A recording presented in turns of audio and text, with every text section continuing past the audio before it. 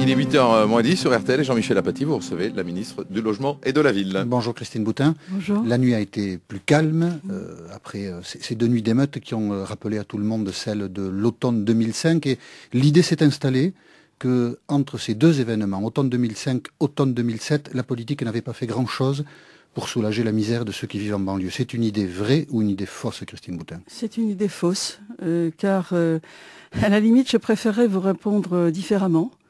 Parce que les efforts ont été faits, poursuivis. Je pourrais vous donner les chiffres, ils sont très éloquents. Il y a vraiment beaucoup d'argent qui a été développé depuis 2005, mais même avant.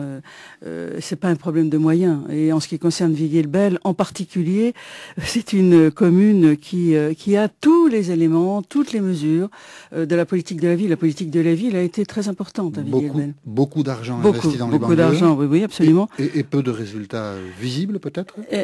C'est vrai peu de changements concrets dans la vie des gens. Et quand on interroge les habitants, que je veux saluer naturellement, parce que je pense que ce n'est pas facile à vivre ce qu'ils ont vécu, ils disent qu'ils n'ont pas le sentiment que les choses ont changé, alors que beaucoup d'argent a été dégagé pour répondre à cette politique de la ville. Et je crois que ça nous met tous devant nos responsabilités. Comment vous évoqueriez ces responsabilités? Je crois que les difficultés, l'explosion qu'il y a eu il y a 48 heures, heureusement que les choses se sont calmées. Vous me permettrez d'avoir une pensée particulière pour les parents des 2 jeunes qui se sont tués, parce que naturellement, j'imagine leur douleur et leur souffrance. Mais ce qui s'est passé à Villiers-le-Bel nous interpelle tous, politiques, et qui que nous soyons, je pense. Et le temps n'est pas là de nous opposer les uns aux autres. Le temps est de regarder la situation dans sa gravité.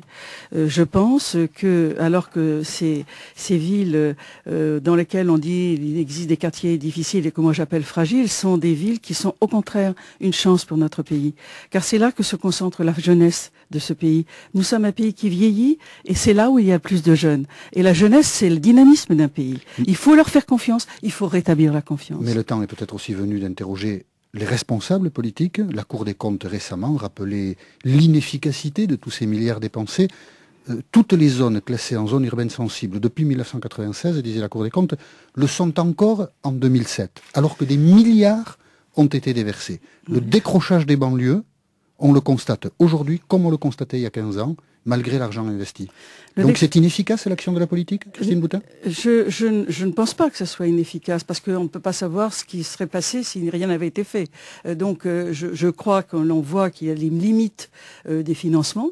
Des limites de l'action et du résultat par rapport au financement. Je suis pas en train de dire qu'il faut diminuer les financements. Je pense qu'il faut poursuivre l'effort et nous avons tout à fait l'intention de poursuivre l'effort.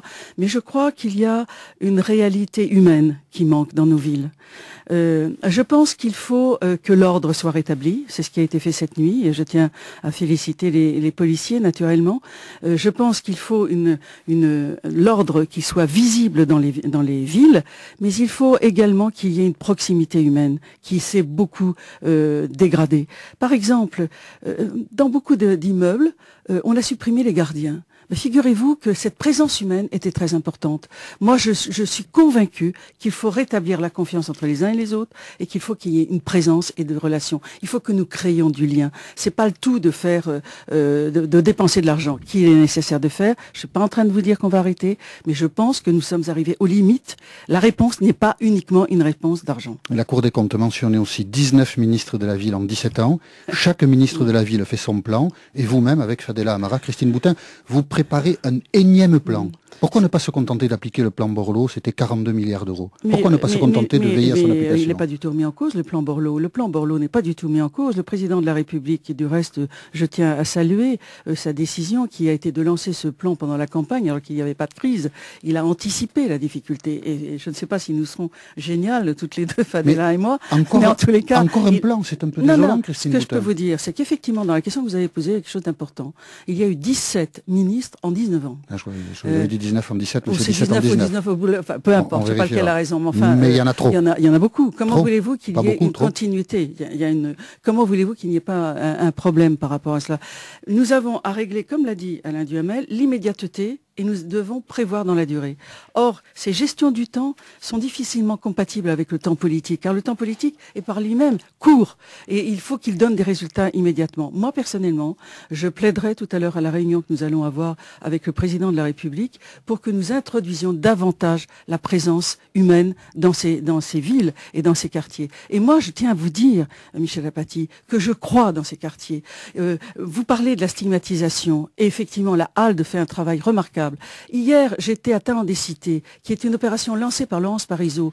Les chefs d'entreprise font un travail formidable avec Claude Bébéa pour rentrer dans ces quartiers. C'est vrai que c'est pas simple, Alain Duhamel. Vous avez raison de le dire, mais ils le font. Et je veux valoriser toutes ces actions. Vous serez à l'Élysée tout à l'heure à la Oui, réunion ? absolument. D'accord, parce que vous n'étiez pas annoncé, on a annoncé François Fillon, Michel Alliot-Marie, Rachida Dati et Fadela Amara. Mais c'est ma secrétaire d'État, donc il est normal que le ministre soit présent. Que vous y soyez aussi. 19 ministres de la ville en 17 ans. Hein, voilà. C'est dans cet ordre-là qu'il faut dire les choses. On parle aussi beaucoup du pouvoir d'achat, puisque vous êtes ministre du logement. Le logement occupe une part de plus en plus importante dans les budgets des ménages. Dans les mesures qui vont être annoncées par le président de la République, il y en aura-t-elle qui concerneront le logement ? Je pense qu'il y en aura, mais je peux faire un lien avec la question précédente. Je crois qu'il est indispensable aussi que les élus, pour lesquels je dois dire qu'ils font un travail remarquable, il faut que nous apprenions le partage des logements sociaux.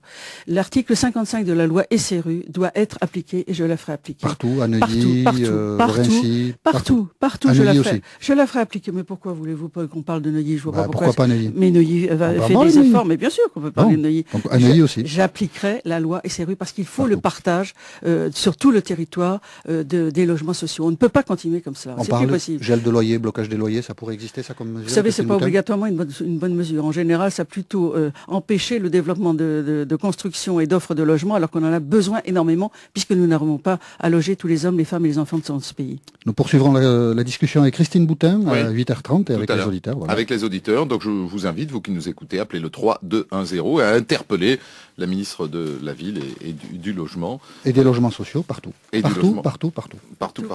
Faut oublier aucune ville. Ok, dans un instant la météo, le journal, merci.